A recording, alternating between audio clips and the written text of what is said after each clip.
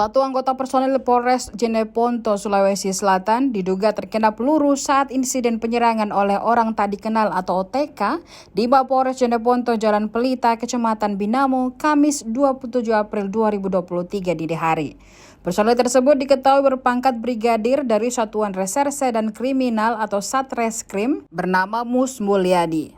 Pasca kejadian, Brigadir Mus Mulyadi dilarikan ke Rumah Sakit Umum Daerah Lanto Daeng Pasewang, Jeneponto, lalu dirujuk ke Rumah Sakit Bayangkara, Makassar.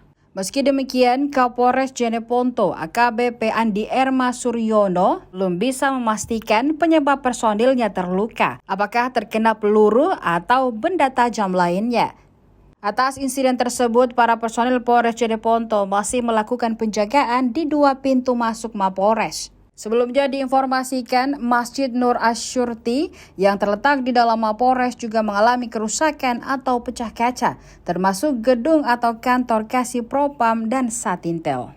Informasi yang dihimpun Tribun Timur tentang kronologi kejadian, pada pukul 01.45 waktu Indonesia Tengah telah terjadi penyerangan terhadap Mapolres Jeneponto yang dilakukan oleh lebih dari 100 orang. Pelaku yang datang berombongan lempari ruangan Kasih Propam Polres Jeneponto dengan menggunakan batu dan bom molotov yang mengenai ruangan Kasih Propam Polres Jeneponto dan Masjid Asyurti. Kemudian para pelaku melakukan pelemparan menggunakan batu ke dalam Mapolres Jeneponto serta beberapa kali terdengar beberapa tembakan dari para pelaku penyerangan. Selanjutnya, sekitar pukul 2 waktu Indonesia Tengah terdapat korban tertembak pada bagian perut sehingga personil Polres Jeneponto mengevakuasi korban sambil berusaha menghalau serangan dengan mengeluarkan tembakan peringatan sehingga berhasil mendesak mundur para penyerang.